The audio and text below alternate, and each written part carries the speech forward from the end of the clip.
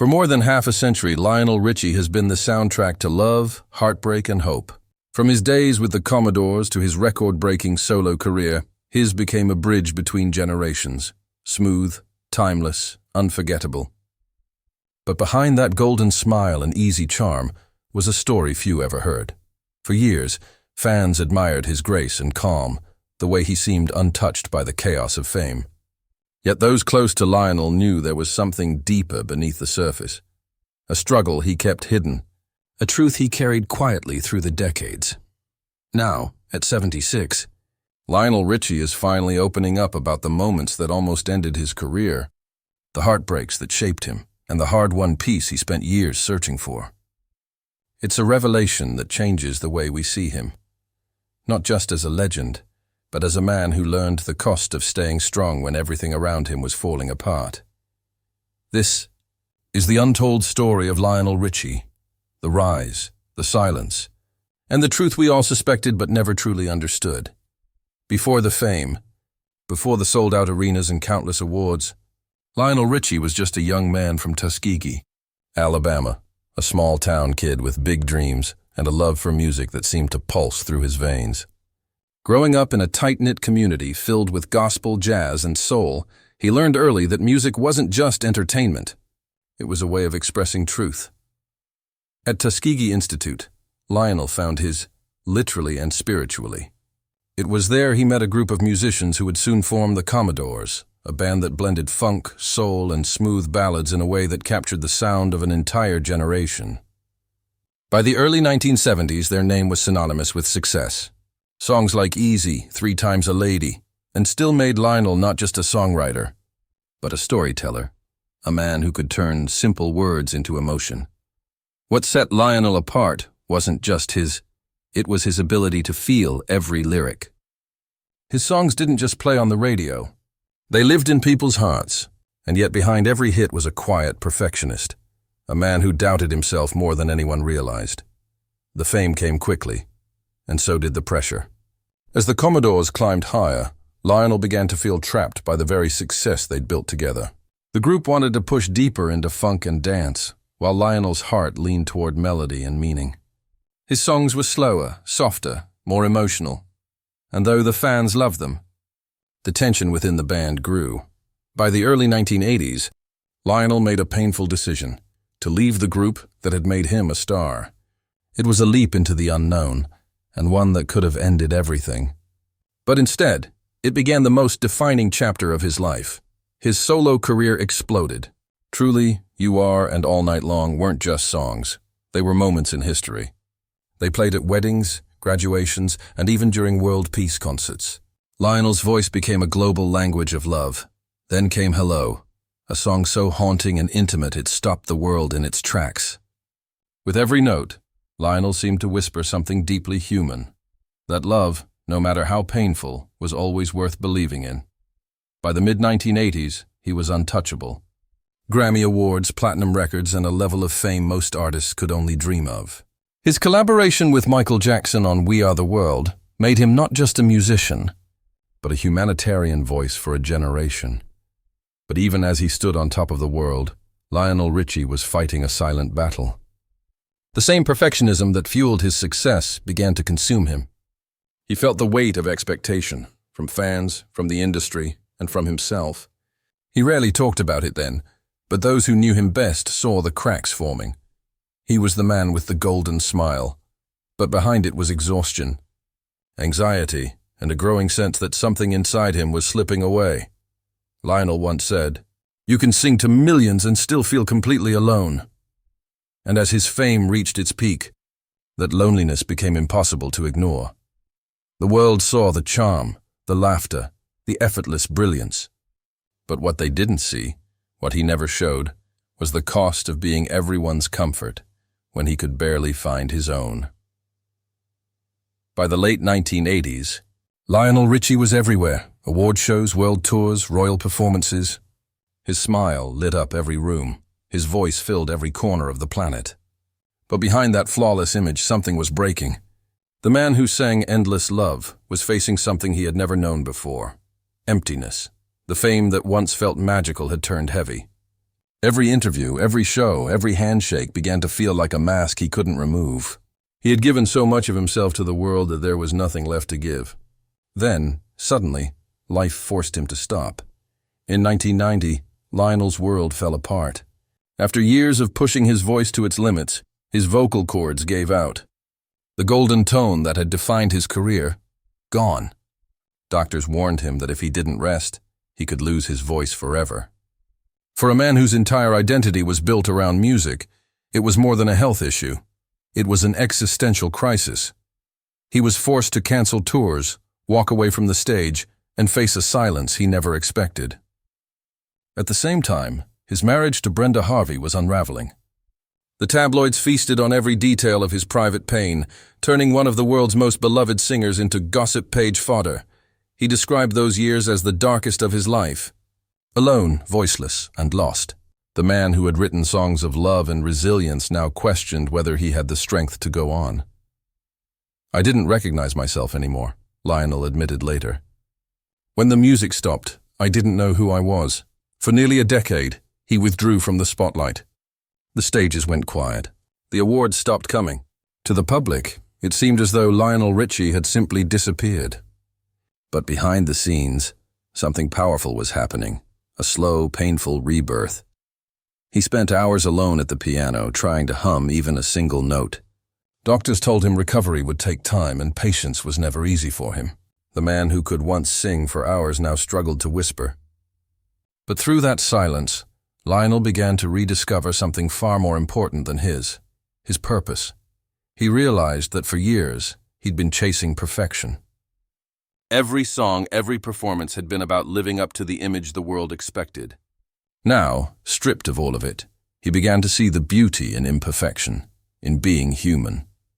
It was during this time that his children, especially his daughter Nicole, became his anchor. Watching her grow reminded him that life wasn't just about applause. It was about connection, about legacy, about love that existed beyond the stage. Slowly, his voice returned. Fragile at first, but stronger with every note.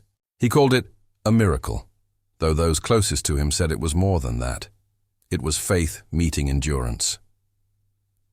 When he finally returned to the studio in the late 1990s, there was a new tone in his voice, deeper, wiser, more soulful.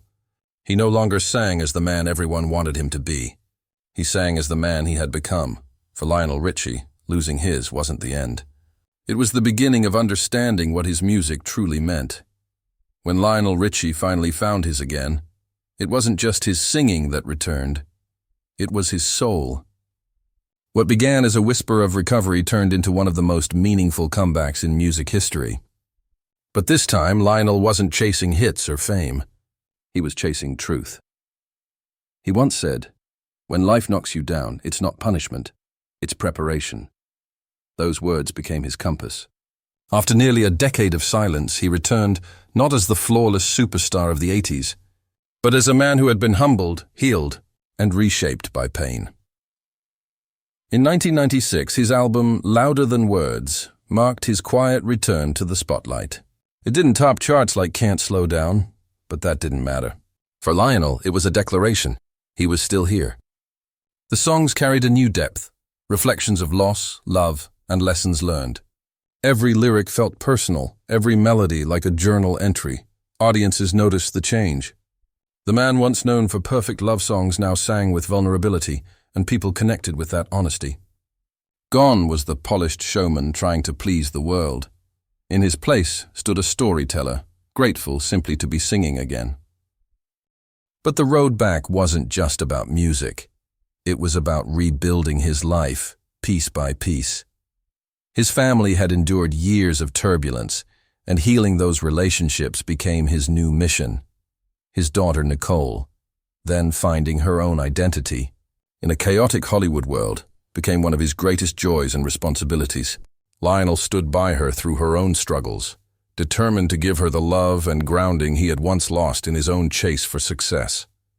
That period of reflection changed him. He began to see fame differently, not as validation, but as a platform to connect, to uplift, to teach. His faith, once tested to its limits, became stronger than ever. He started attending church regularly, mentoring young musicians, and speaking about gratitude and forgiveness instead of glamour. Then came American Idol. When Lionel joined the judging panel in 2018, some questioned why a legend of his stature would take on such a role. But for him, it wasn't about celebrity. It was about giving back, guiding a new generation through the same storm he had once faced. His warmth, wisdom, and humor reminded the world of who he really was. Not just a performer, but a teacher of resilience. Behind the scenes, he often tells contestants the same truth he once had to learn the hard way. Fame fades, character doesn't. Those words come from experience, from a man who had lost both and fought to rebuild from nothing. Fans who attend his shows today say there's something different in the air. The music feels deeper, the smiles more genuine. He often pauses mid-song to speak to the crowd, thanking them, not for buying his records, but for never giving up on him. And when he sings Hello Now, it's no longer a song of longing. It's a message to life itself, a greeting to every hardship that once tried to silence him. Lionel Richie's comeback wasn't about reclaiming fame. It was about reclaiming himself. He found peace, not in applause, but in acceptance. And in doing so, he reminded the world that the greatest love stories aren't written in lyrics. They're lived in silence, struggle, and second chances. At 76, Lionel Richie stands on stage with the same smile the world fell in love with. But behind it now lies decades of wisdom, pain, and peace.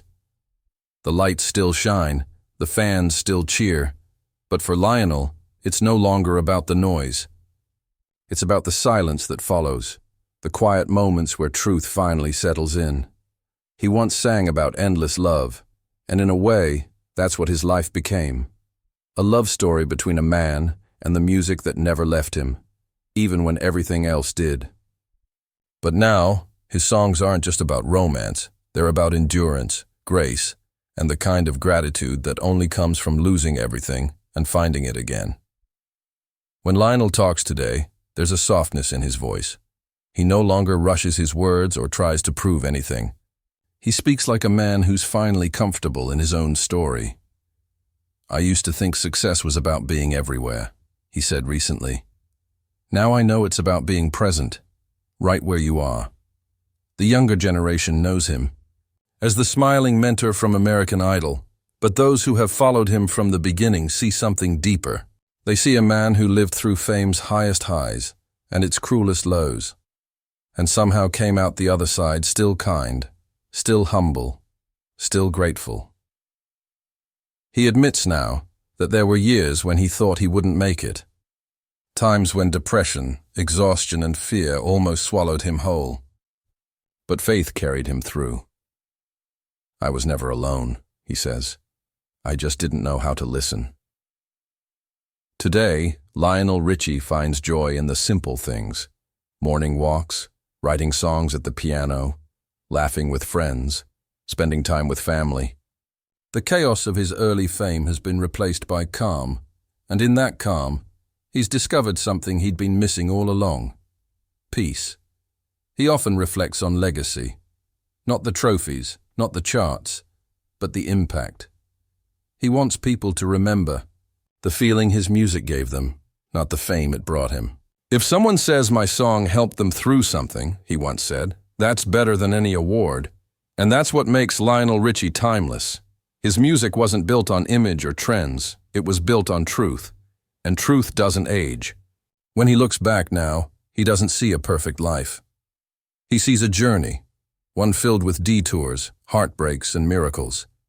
He forgives the pain, thanks the silence, and embraces the imperfections that once terrified him. Because in the end, they made him real. The truth Lionel Richie finally reveals isn't about scandal, mystery, or fame. It's about acceptance, about learning that even the brightest stars must fade to find their true light. At 76, Lionel isn't trying to hold on to yesterday. He's living for today, grateful for the breath, the voice, the stage, and the love that still surrounds him. He knows now that his greatest song wasn't written for the charts. It was written through life itself. And when the curtain finally falls, Lionel Richie will leave behind more than music. He'll leave behind a lesson that grace, faith, and love are the only things that never go out of tune.